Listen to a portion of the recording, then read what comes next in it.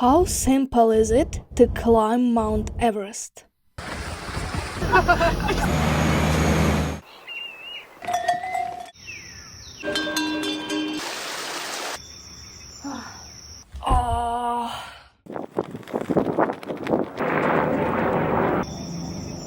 Это ж Эверест.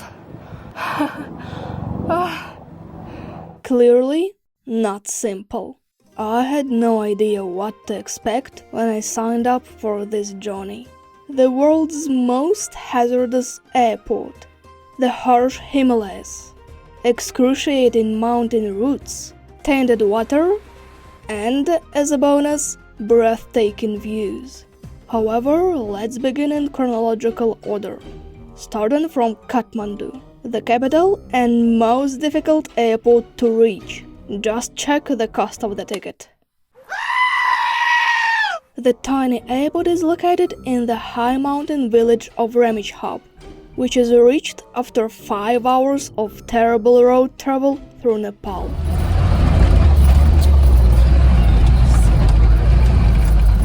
The journey to Everest Base Camp begins in Namche-Bazaar, Lukla, which is the only possible route. It's 5 am. I set off to travel to the highlands. I'm still waiting on a room because my flight is early tomorrow. It promises to be a fascinating journey. I checked into the first available guest house and went to sleep. At lunchtime, I crawled out on the roof to evaluate the situation before my 7 am trip the following day.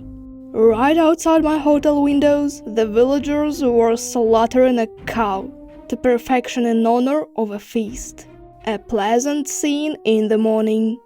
The entire day there was dancing and music in the tent. A location where time is suspended, a village in Nepal.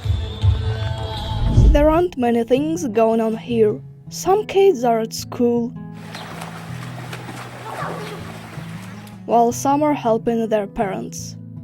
Some tend to the younger ones, labor in the fields, and herd goats. There are other people who loiter on the street with their buddies and solicit money or chocolate from tourists. Many kids play outside in the yards when the heat breaks up.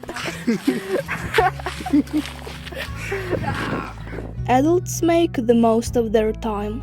Visitors who arrive primarily in the spring and in much lower numbers in the fall provide the majority of the money, if not all of it. Individuals operate tuk-tuks, manage eateries, rent out rooms, and sell small goods like soda and chips. Some people own tiny farms where they raise goats, chickens, and cows. Here, roosters abound, and their cries begin as early as 4 am. Like the rest of Nepal, there is no hot water here. On the rooftops are barrels warmed by the sun. The temperature reaches +30 in the middle of April, so you may take a warm shower during the day. I'm not sure what to do in the winter. The residences are also very interesting. Some have lovely, vividly painted exteriors. However, the most of them don't appear very inviting. Ordinary curtains drape several of the doorways, and it's not always easy to uncover a functioning door behind them. The people of Nepal are incredibly amiable. Visitors are greeted by everyone, and many of them request selfies or photos. When I strolled into the locals' yard, they enthusiastically waved and shouted their greetings. Hello. How are you? Fine, thank you. And you? I'm also fine. What's your name? I'm Kate. One home is inhabited by multiple households, some of which have pets. Oh.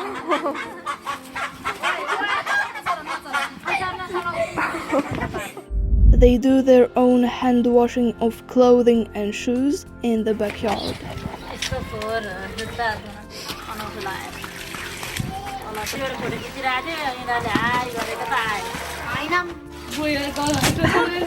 Usually they use balconies or roofs to dry them.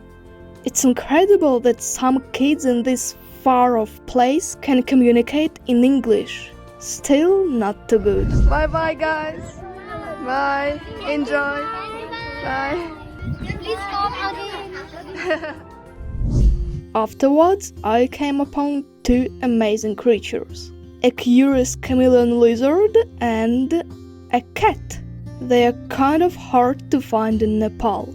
In my week-long stay in Kathmandu, I did not see any more. Even dogs are hardly seen on the streets.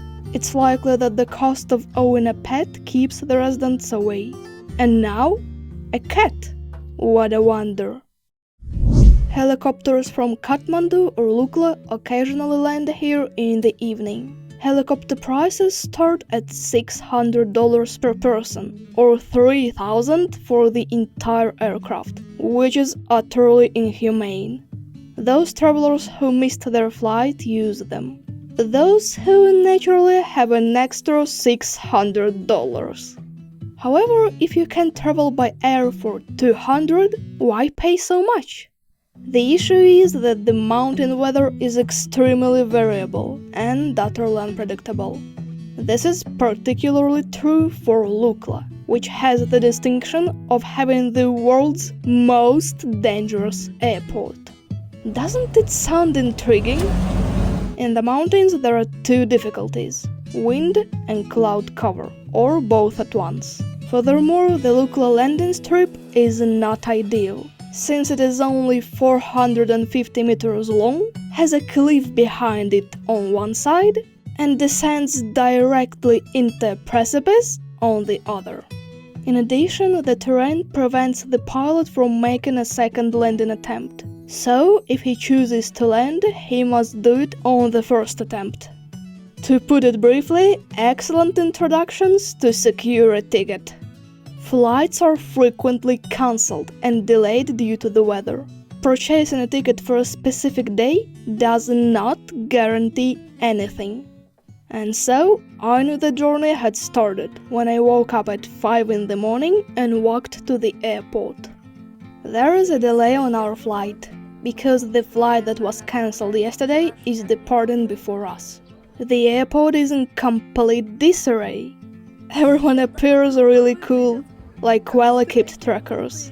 With my tech backpack and my sneakers, I'm not to have a look in with them. Let's observe the outcome. We patiently waited, till a woman arrived about 9 in the morning to let us know that Lukla had closed because to cloud cover and was no longer accepting planes. Well, it's almost evening and I'm still here. I spent about 8 hours in the local airport, but in the end my flight was cancelled. Probably I will be able to fly to Lukla tomorrow. Wish me some luck. I got to know Sasha and Olga in the evening. They were a mini group that was going to the Everest base camp. I walked to the so-called beach after a shared meal and saw two Swedes recollecting themselves after spending the entire day in the waiting area. It was lovely to run into these familiar faces later in the hike. Overall, this trip has been quite fortunate for introductions. Many of the people I met on the trip are still in contact with me. And so it begins. Another day at Ramech Airport at 5 am. The same location at the same time. The weather didn't want to allow us to reach Lukla in any manner. After 3 hours of waiting, we were eventually placed aboard the aircraft. A 16-seater propeller plane, tiny enough to fit 2 pilots who didn't bother hiding behind a curtain. Leaving the parking lot in a row. Acceleration, with excitement and expectation in our hearts. We take off. Furthermore, it becomes apparent halfway through that the captain is unable to see the landing strip due to cloud cover, making a landing in Lukla impossible. So, we fly back. Lukla Valley is okay, but the intro to Lukla is bad. Maybe it will improve after 1 or 2 hours, and then we'll try again. Again, we're on the damn ramage hop. Such disappointment is difficult to express. An hour and a half later, everyone started acting strangely, went somewhere, started running, and before we knew it, we were back on the plane. Though not quite as inspired as previously, optimism persisted.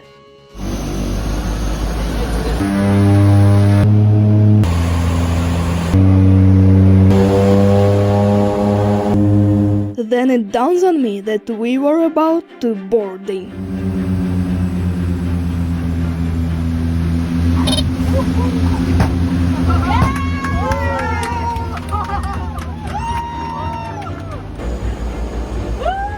Thank you guys! Thank you! I'm Lukla! Lukla is a tiny settlement connecting the mountain trail that leads all the way to the Everest base camp and the mainland. To be sent to the summit, all food, medications, and naturally keepsakes are brought here. People that begin climbing start from this location, and here they wait for their flight back. I didn't hesitate, and 30 minutes later, at the Lukla exit, I purchased a trekking permit. The journey had officially started. The clouds eventually appeared to be fairly menacing, and the weather was so poor that it was difficult to see the mountains. I didn't want to be caught in the rain in the midst of the trail. I discovered later that my flight was the only one departing for that day. Yaks heading back to Lukla for another load were the first thing I saw when I arrived. Porters, natives who haul heavy things up to the mountain, were ascending beside me. The guys may only carry a minimum of 50 kilos of weight, and the astounding 150 kilos is the maximum. How much? 85 kg. 85? Okay, yeah, sure. Oh, wow. Try? No? No. 85. Okay, yeah. Wow, crazy. Strong man. Really strong. Okay. I saw a man who was carrying 115 kilos. It seems inconceivable, yet these guys from Nepal are mad enough to lift these heavy objects up to 4,000 meters on their own. Their unique baskets feature a cloth or towel below, and a single strap that rests above their heads. Many walk on an incline, leaning heavily toward the ground, and jam a twisted yoga mat between their backs and the basket. Some people have a speaker with them that plays Nepali music or chants continuously. The most heartbreaking aspect of it all is that they do it for a pittance, and the contents of the boxes are frequently not fancy but rather chocolates, chips, drink cans and beer. There are stops throughout the route where you can rest and leave your basket. However, height-adjusted poles are sometimes utilized for an emergency stop. A common vacation in the area is driving yaks or donkeys. They are carrying gas cylinders, sacks that are probably packed with grain, and jerrycans filled with water.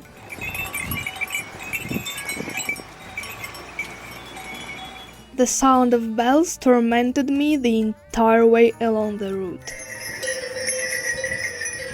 A Nepali man is standing next to the mini caravan, yelling, tugging and shoving the animals with a stick.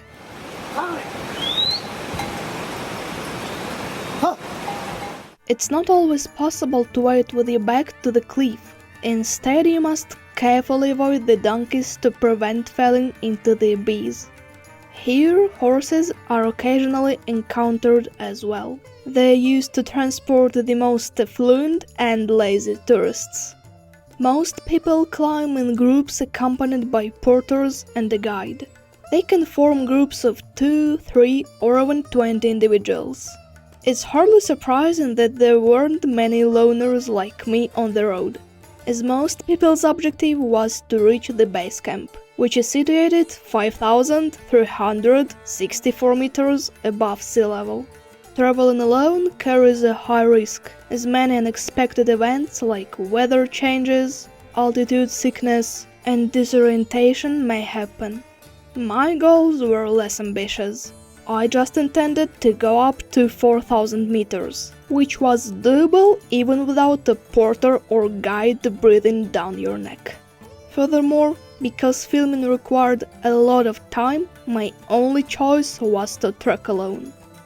Additionally, making new friends and fascinating encounters is practically guaranteed when you travel alone. Namaste! Namaste. How are you? Fine, thank you. So nice to meet you. Oh, I'm feeling so much, so nice feeling too. Thank you. Bye. Bye. The entire walk offers a complete and utter immersion into the way of locals' life, which is very interesting due to the fact that the residents' manner of living is relatively mature. Hi, namaste. I saw stupas,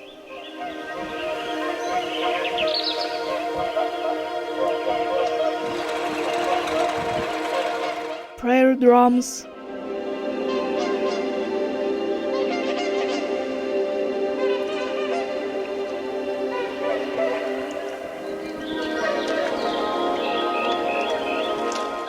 Buddhist flags,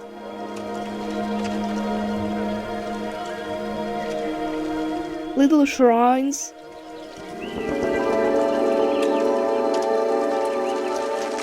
and an enormous number of stones with mantras inscribed on them.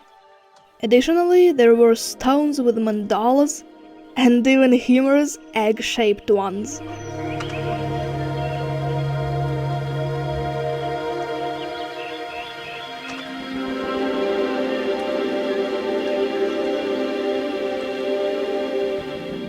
Women can be seen laboring in the fields along the route, cultivating vegetables and rice.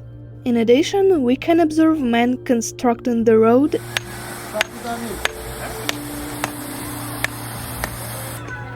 and installing curbs. Here, both women and children use a common hammer and a unique instrument to cut stones. While traveling to Phading, I happened upon an old monastery, encircled by incredibly old drums that hadn't been replaced with modern ones yet. Metal ones, worn down from time and possibly by yaks passing by. And ones made of wood, covered in burned and tattered cloth. The breathtaking turquoise Dut Koshi River, which starts in glacial high mountain lakes, passes beside the road for nearly its whole length.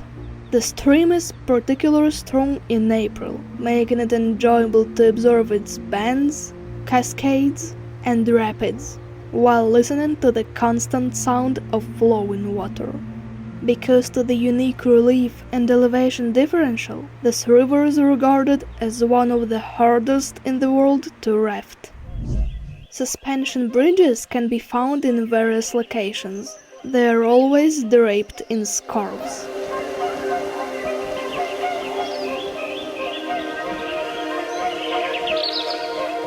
Trekkers in the spring have the unique opportunity to witness rhododendrons in blossom.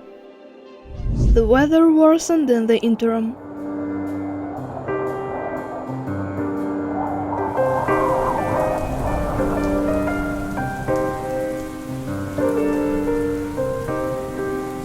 And I arrived at my lodging just before it began to rain.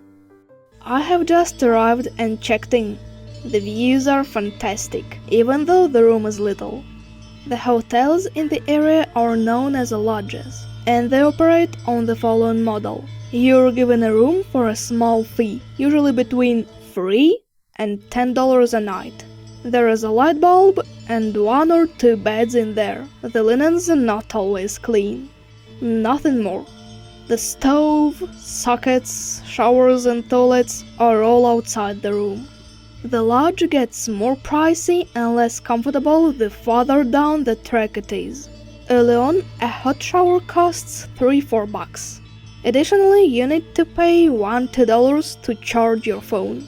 The requirement is to eat at the lodge twice, both dinner and breakfast. If you bring food with you, the hotel will charge you twice or even 3 times as much. However, what do they eat in hotels in Nepal? Recalling the regional cuisine I had sampled in Kathmandu, I loaded up on boxes of choco pie to ensure I wouldn't starve to death while traveling.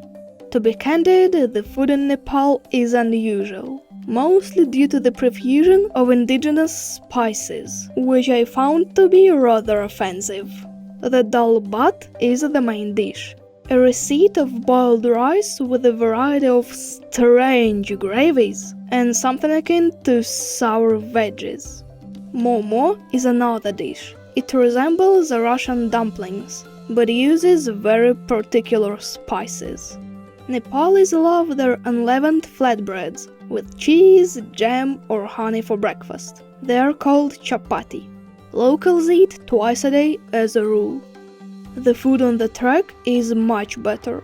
In addition to local fare, you may order pizza, hamburgers, steaks, and delicious soup without any spices. The entire menu has been tailored to European tastes. I particularly adored Sherpa stew, a delectable regional soup that can be made with or without meat, and served with noodles, dumplings, and veggies.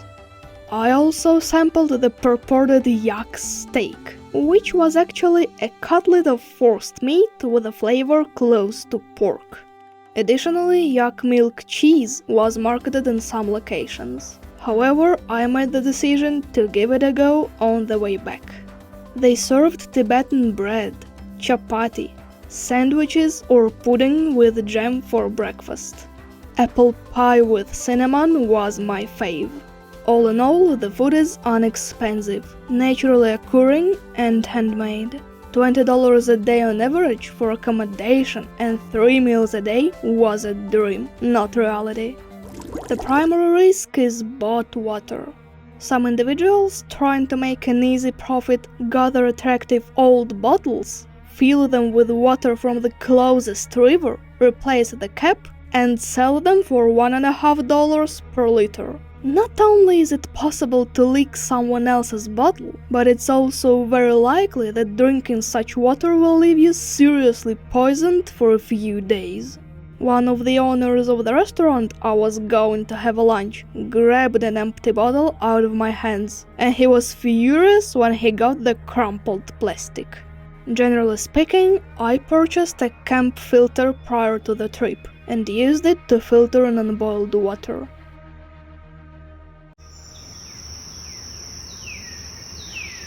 Good morning. Now Manja is the next destination on the itinerary. And finally, Namche-Bazaar, the endpoint of the trek. Everything was the same in the morning. Donkey bells, the sound of the river, prayer drums, colorful stone houses with smoke rising from chimneys, and of course the towering mountains that rose thousands of meters into the sky. The weather was finally appealing. There were loads of ladybugs flying around and helicopters flying overhead all the time. Anyway, there was nothing more than words can say about this.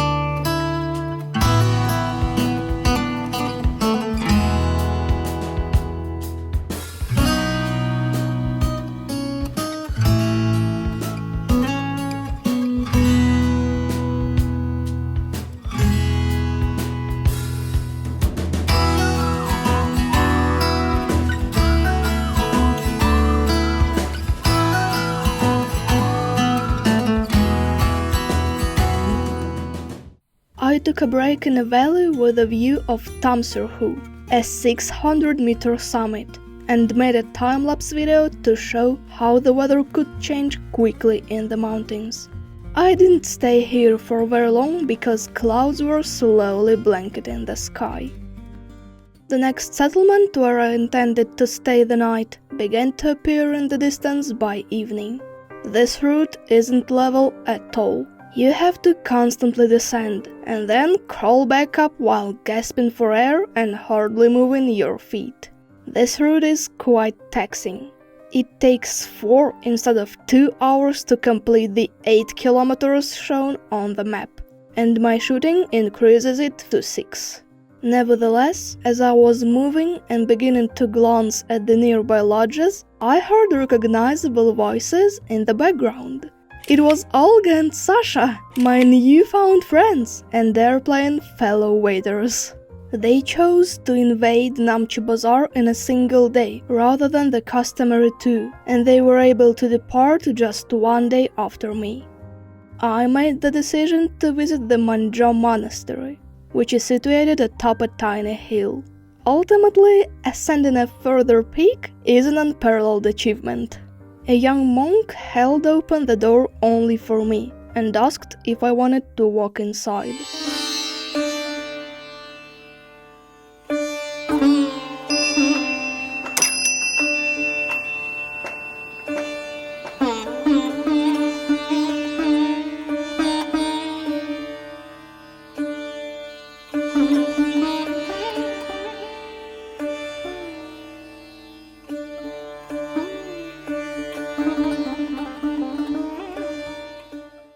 Naturally, the interior featured an altar,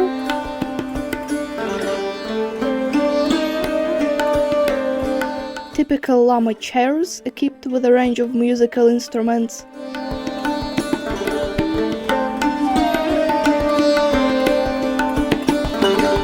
and numerous shelves holding chests.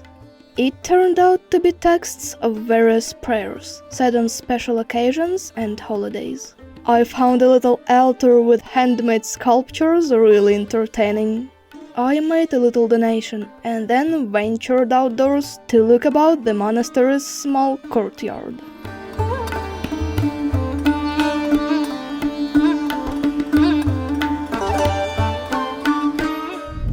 At last, I arrived at the national park's gates, which had a sort of checkpoint. They check tickets and permits.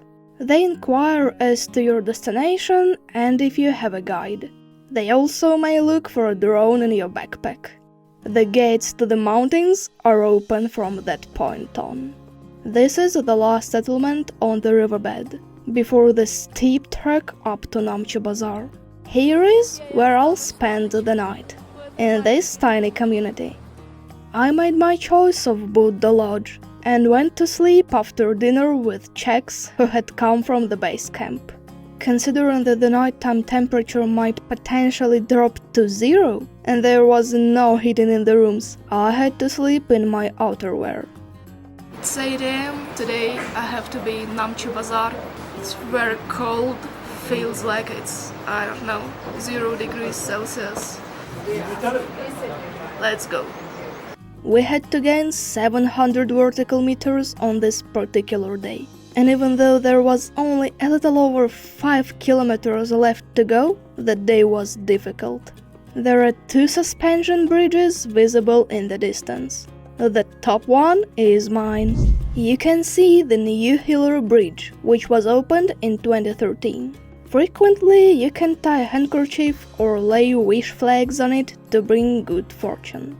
This is the first location for a photo of the Himalayas covered in snow. Most people, of course, use their phones for photos. But I came across a group here that had a guide who was also a photographer from Nepal. Brothers in arms. The ascent starts right after the bridge, and it is not atypical, with big stones and dirt, the dust of which billows into the air with each step. Locals scraped the stones to create a new path at the location where the road had collapsed. A resting island appears after a few hundred vertical meters. This is also the first location where Everest is visible. It was irregularly visible from here a few years ago. Now an overgrown tree blocks the view. Shooting at the elevation of more than 3,000 meters was challenging because of the thin air. I'm having trouble breathing, so I'm moving extremely slowly, stopping every 100 meters and taking breaks. At 3,000 meters, I don't worry as much as I used to about where to sit to prevent getting dirty. I've already sat on mud, dust, dirt, and donkey shit today. Why even do people travel to the mountains? I'll find out the answer to that question later. But for now, I have to keep moving forward. These views are amazing. Incredibly beautiful. After 6 hours of climbing, the Namche terraces were finally visible around another corner. And I arrived at the entrance gate. Ну неужели? Reaching my lodge was the final, terrible obstacle to overcome. Now that I'm in the room, all I want to do is this.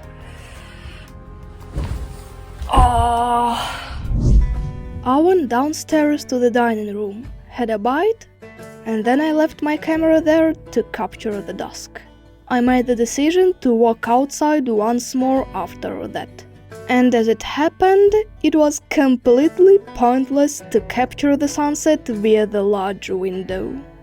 Yes, that was well worth the effort. However, I lacked the stamina to climb back up and get my camera. The day ended with a definite bang. To acclimatize themselves, visitors typically spend a day in Namche-Bazaar. We are of course referring to those who ascend to the base camp. I made the decision to spend 3 days here, unwinding in the company of the mountains and strolling the little pathways that go off from the town in all directions. I was sick and tired of mountain passes. I prepared to greet my first authentic Himalayan sunrise when I woke up at 4:30 am. Since the morning, helicopters had been flying here non-stop. They were up to 2 landing sites on the upper terraces. There is a school in one of the houses where kids in uniform get ready for classes every morning. The fact that every kid has a toothbrush in a numbered cup outdoors is amusing.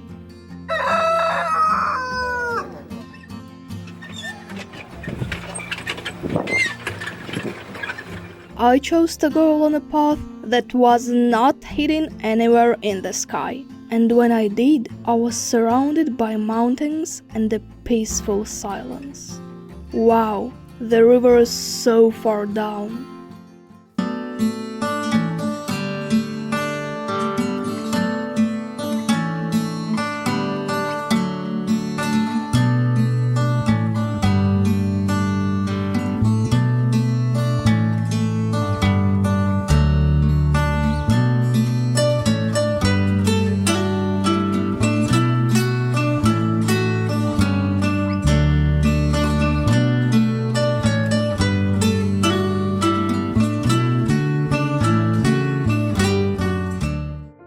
I was strolling along and taking in the scenery, when I suddenly realized that Everest had been in front of me the entire time.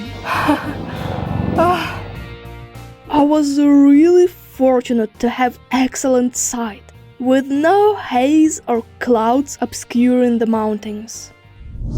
Ama, one of the most stunning peaks on Earth, rises to the right. You may teleport there and see what the sights are like from the top, made possible via augmented reality apps. Even Everest may now be ascended in a few clicks. I stayed here for about 2 hours, enjoying the opportunity to capture a stunning time-lapse.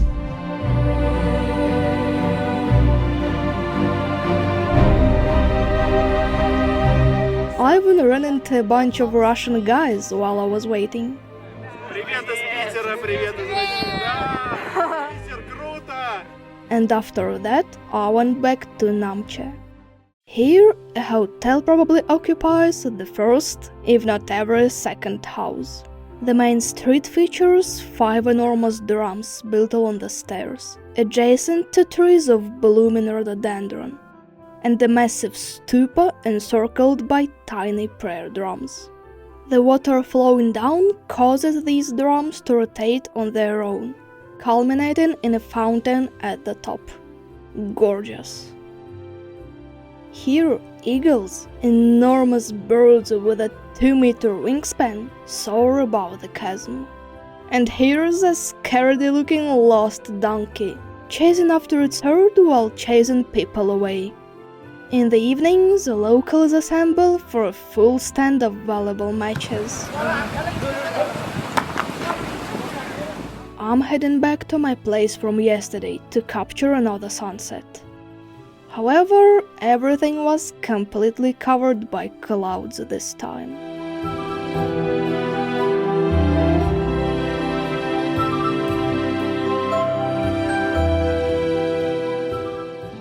I got up early the following day to travel to the official Everest lookout located 400 meters above Namche-Bazaar.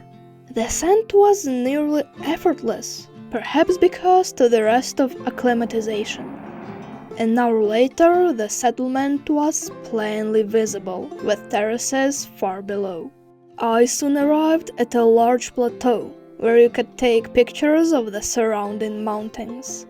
In comparison to them, I am a grain of sand.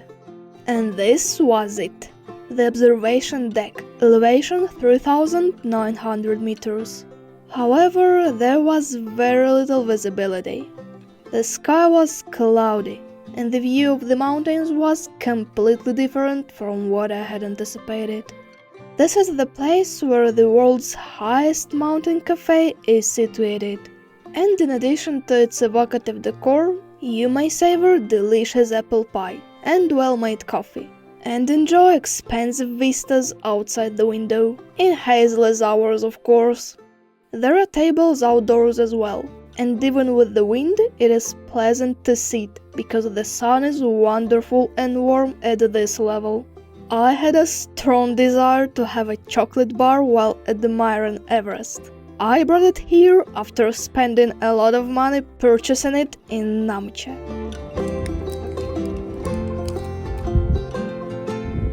The weather took a severe turn in the afternoon, with clouds blocking out the sun and the strong wind becoming a true hurricane. In any case, I fled downhill and arrived in the town in about 30 minutes. Coming to capture my final sunset in Namche-Bazaar. It's minus 2 degrees Celsius.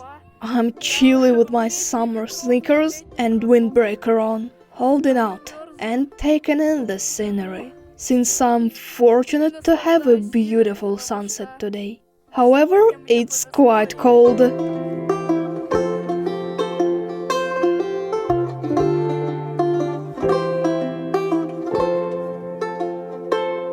As soon as the sun descended below the horizon, I made my way to a nearby bar with live music to warm myself.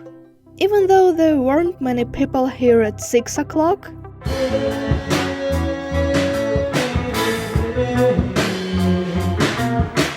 things started to get pretty lively at 9 o'clock.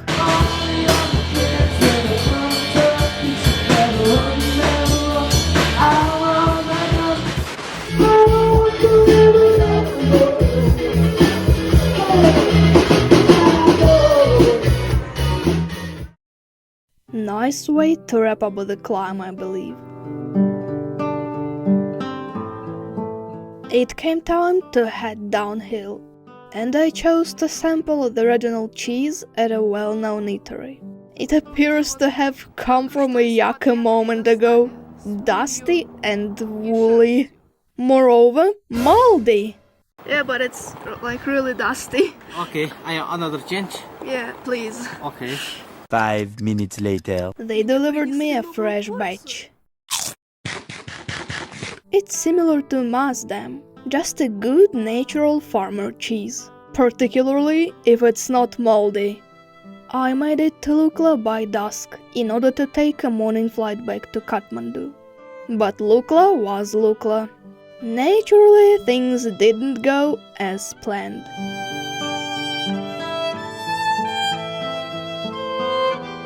This is my second day here in Lukla. Unfortunately, today it wasn't possible to get my flight to Kathmandu as all the flights were cancelled. It's not that bad here in Lukla, but I'm really nervous about my next trip to Pokhara. I hope tomorrow I'll be able to fly to Kathmandu and start my next trip. There were not really any attractions here at all. Among them were helicopters, transporting wealthy tourists who had grown weary of waiting for the grass to grow.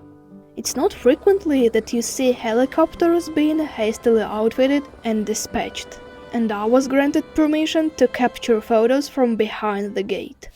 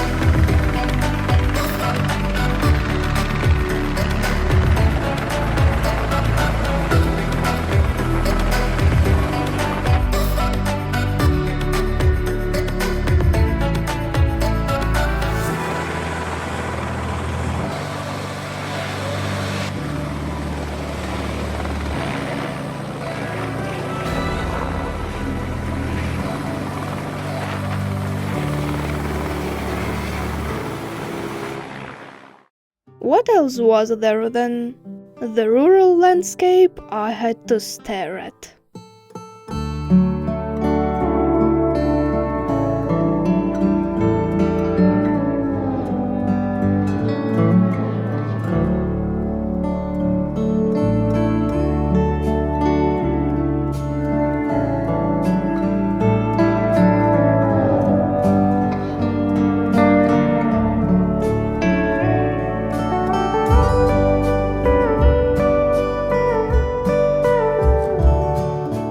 Calm, stillness, and suspended time.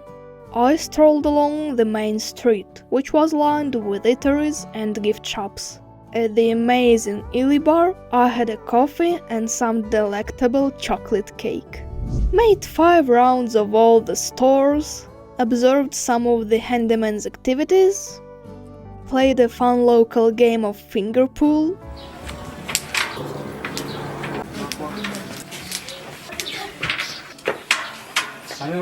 played table tennis with local guys. I lost 21 against the toughest one. Stayed close to the people who were strumming their guitars.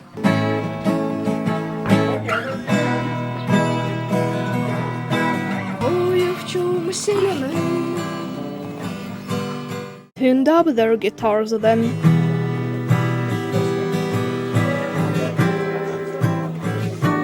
They also treated me to some Nepalese music.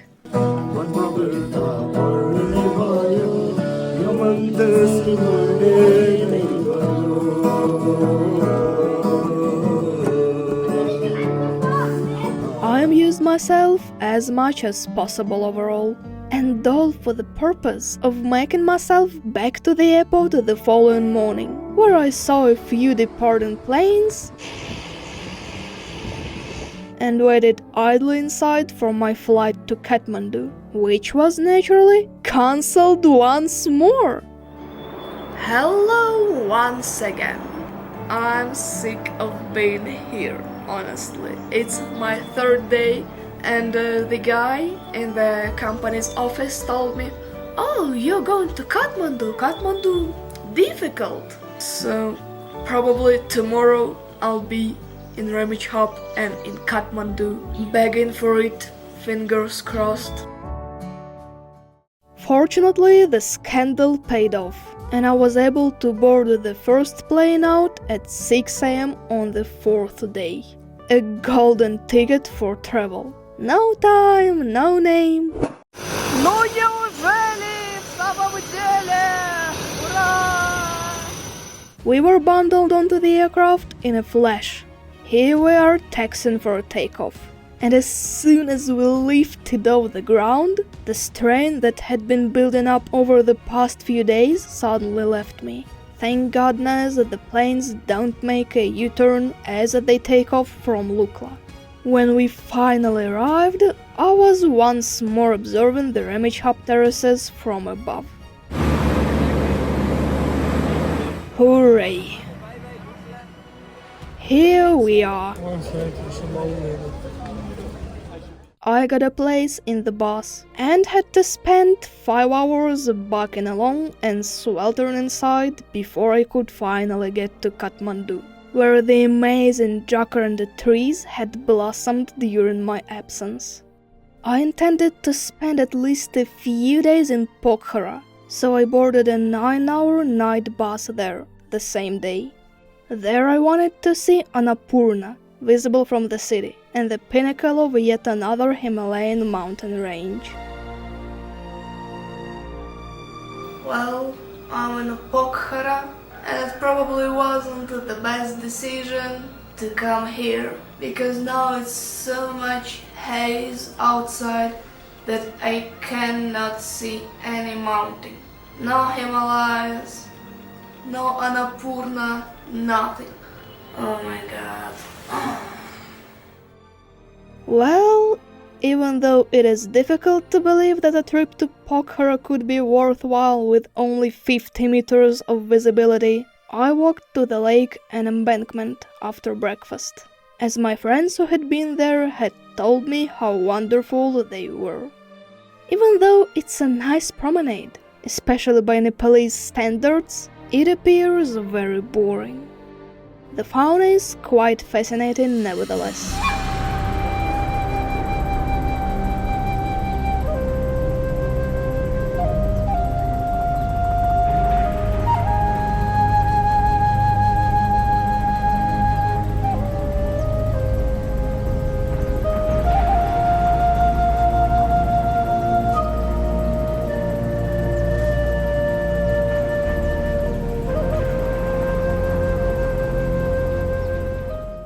Apart from the unsuccessful mountain watching affair, I still had two main objectives: rent a boat and go paragliding. I looked for a rental dock because I thought the boats in the area were very impressive. Sitting on the extreme edge of the stern, you have to row with just one oar. It takes some time getting used to flipping an oar, but it's usually doable. After sailing a little far over the coast and removing an extremely uncomfortable vest right away, I headed to explore the coast. An islet with a modest shrine on it is the major draw here. Let's go!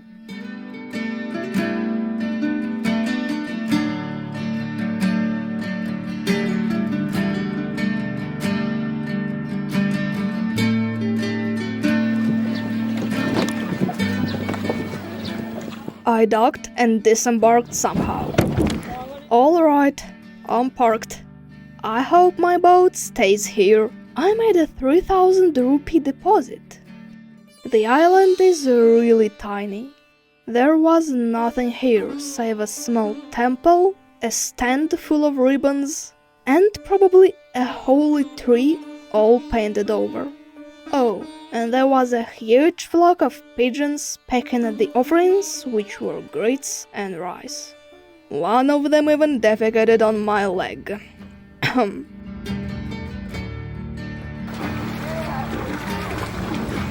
In any case, I made the decision to unmoor 10 minutes later, and I continued to explore the jungle.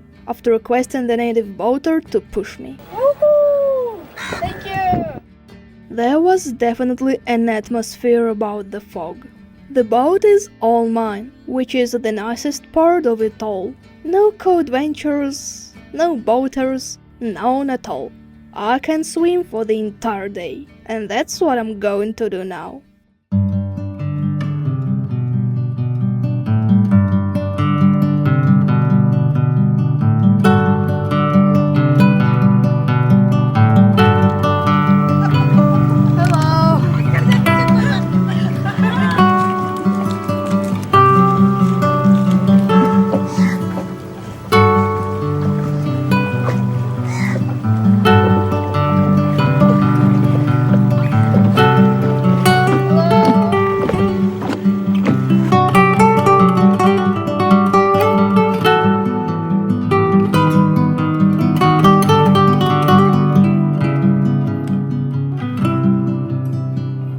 I watched the herons and swam to a dead end before turning around and returning to my pier.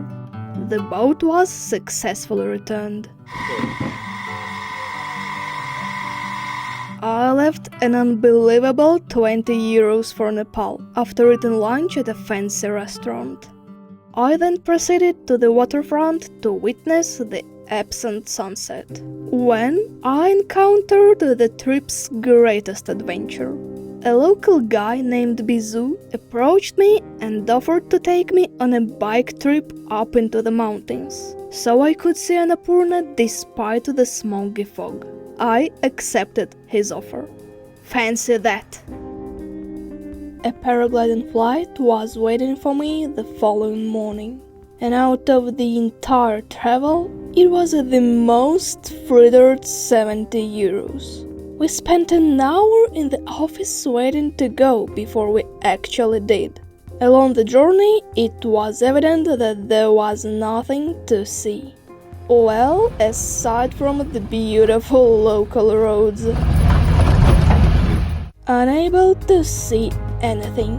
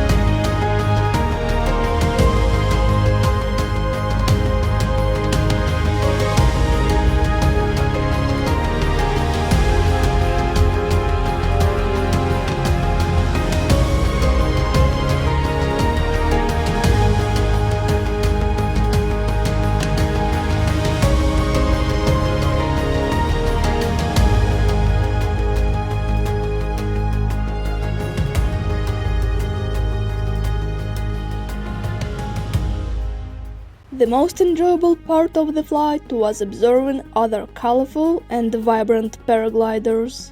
Still, all it took to do this was to show up at the landing area, just as Bizu did, standing by to greet me. We started off with a tiny bike, a helmet and a belted bag. Into my worst bike experience thus far. There are no adequate words to express the quality of that so-called road.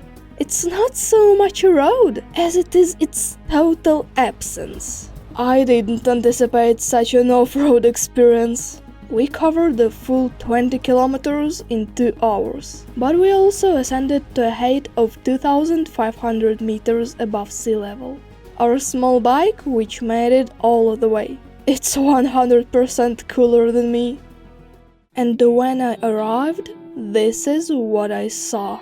10-house, little, lost-in-the-middle mountains settlement, fully submerged in mist, just as tenebrous as the one beneath. Views were absent. It was a complete disaster. all we could do was sit by the lake, where the buffaloes were constantly grazing, and observe the sunset. From this vantage point, the sun was visible at least. I slept in a tiny 3x3 square house, with a pleasant marijuana garden outside. Furthermore, Bizu opened the adjoining house by mistake and discovered a large amount of dried cannabis inside. It was piled to the rafters throughout the entire house. Of course, I wasn't prepared for such revelations. Before going to sleep, we played cards, and I taught Bizu how to play a game of Fool. Hoping to still view the mountains, we woke up at 5 a.m. with the sunrise. To no avail, alas. A tiny chunk was still visible through the cloud, but after my Everest journey, it was absolutely ludicrous. We headed back after breakfast, and the descent proved to be more difficult than the ascent. After traveling for 2.5 hours, we reached Pokhara, and swiftly went through the short list of the local attractions, which included a suspension bridge, a waterfall-filled cave accessible by a spiral staircase adorned with regional artwork,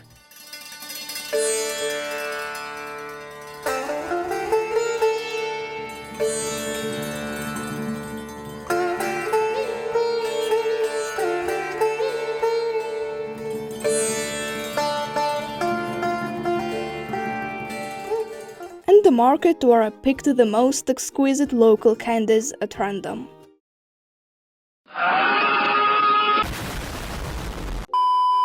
After checking into the hotel and taking a seat on the balcony with no good views, I made the decision to taste them.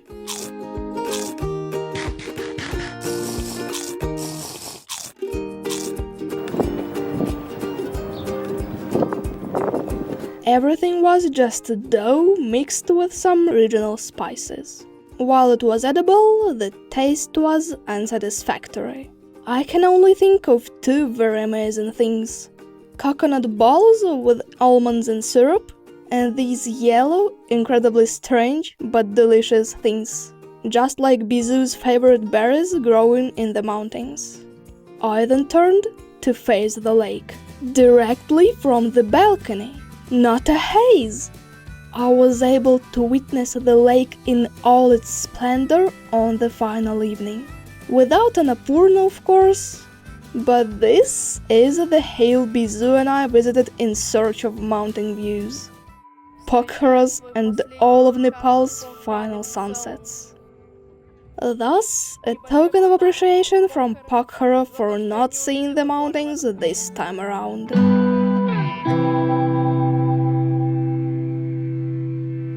I went to Kathmandu in the evening on a bus that was familiar to me. Watch my next video to see my exploits in Nepal's capital. April New Year. Delightful customs. Social classes. Bazaars. Street cuisine. Temples. Funereal rites. And mischievous but enduring monkeys. For now, thanks for watching and bye-bye.